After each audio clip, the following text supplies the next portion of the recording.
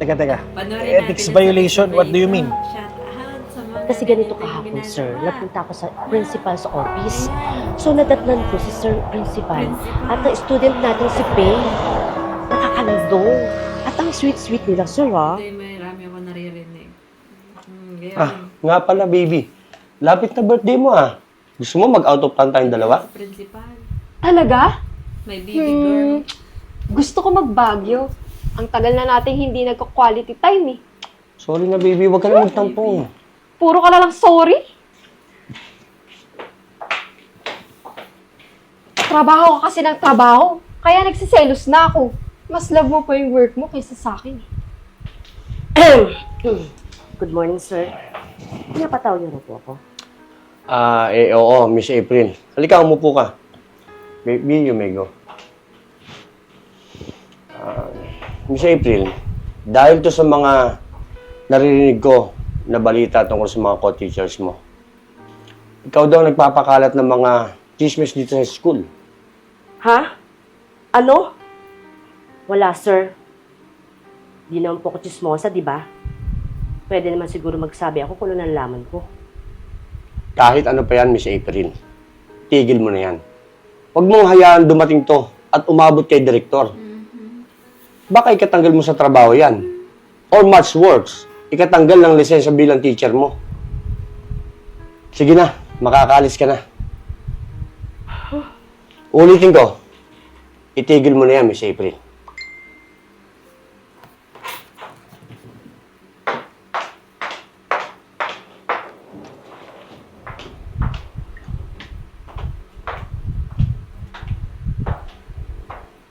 Grabe tong si principal. Makasita sa akin. Namamawalan ako ng trabaho. Akala mo kung sino mabait. Mas masahol pa nga sa akin sa mga ginagawa niya. Bago ako matanggal, uunahin muna kita.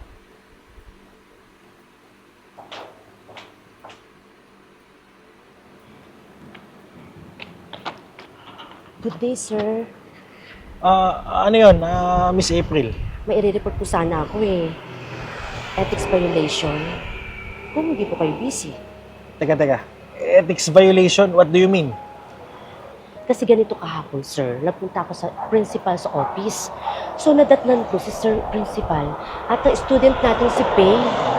Nakakalindong. At ang sweet-sweet nila, sir, ha? Narinig ko pa. Nagyaya si Sir Principal kay Pei na mag-out of town. Di ba, sir? Bawal yun. Student-teacher relationship.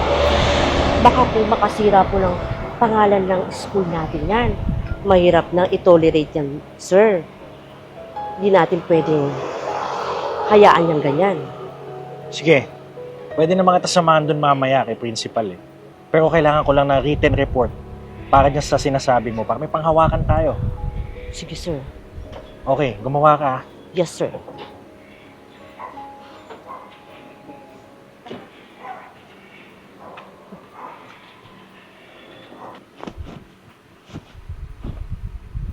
Direktor, kumusta po? Ano pong meron at napapunta kayo sa opisina ko? Alam mo, may natanggap akong report regarding your affair with one of our students. Affair? Sino ang estudyante? Oo, affair. Si Faye Covarrubias, yun yung sabi ng isa sa mga teacher. Sino namang yung teacher yan? Ako na naman, sir.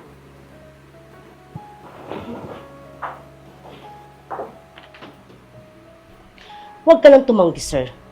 Alam ko ang lahat. Nagmamalinis ka pa eh.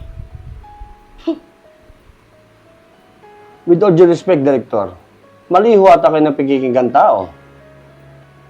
Bukod sa marami yung complaint sa tao na yan, sa pagiging chismosa niya, si Pei pa ho talaga, na anak ko. Anak? Oh, sugar baby. Lalaki nga naman, oh. Lulusot at lulusot, basta't may butas. Totoo ba yung sinasabi niya, Mr. Oñate? Yes, Director.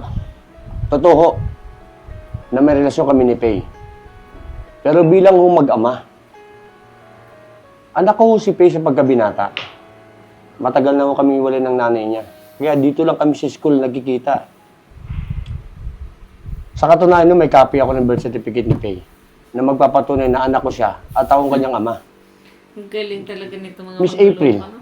pinagsabihan na kita, di ba? Na itigil mo na yan. Pero ituloy mo pa rin. Akala ko po kasi, sir, baka po mali lang yung pagkakadidig ko. Pwede naman po siguro mag-sorry po, sir. Nahirap sa'yo, Miss April eh. Porket narinig mong mali, magsusorry ka na lang bigla. Tapos akala mo tapos na. Paano naman yung mga taong nasira yung reputasyon dahil lang dyan sa pinagagawa mong chismis? You know what? The way I see it, masyado ka na madaming complaints sa mga co-teachers mo.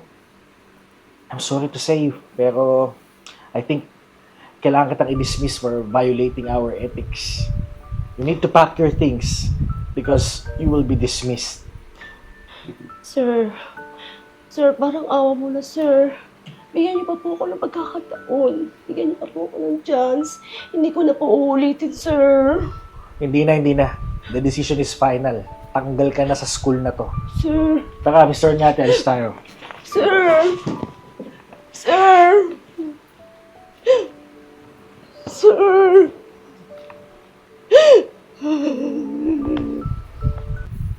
Kayo na mga nanonood. Masasabi nyo ba na anak yun? Lalo pa kung baby, pareho sila baby ang tawagan. Di ba? Ang hirap paniwalaan, di ba? Di pwede yung tawagan ng isang babae ang isang lalaki na tatay. Kaya daddy, daddy, shock kay daddy. Yan ano. So, ito lang rin ang mga masasabi ko sa mga marites. Bago kayo mag-marites, bago kayo mag-deliver ng storytelling, siguraduhin nyo muna na tama at hindi kayo mapapahamak sa mga gagawin nyo, lalo pa kung professional kayo. Kaya sana maging aral ito sa lahat ng mga marites, no? Na huwag kayong basta-basta mag-deliver ng salita ng hindi kayo sigurado. Kasi sa panahon ngayon, yung nakikita mo na naglampungan pa lang, pagdating doon sa kabila, ay juntis na. Diba? Antindi ng balita. Kaya sana maging aral ito sa lahat ng mga marites. So for today's video, huwag niyo pong kalimutan i-share yan. Paano na din ako. Have a good day.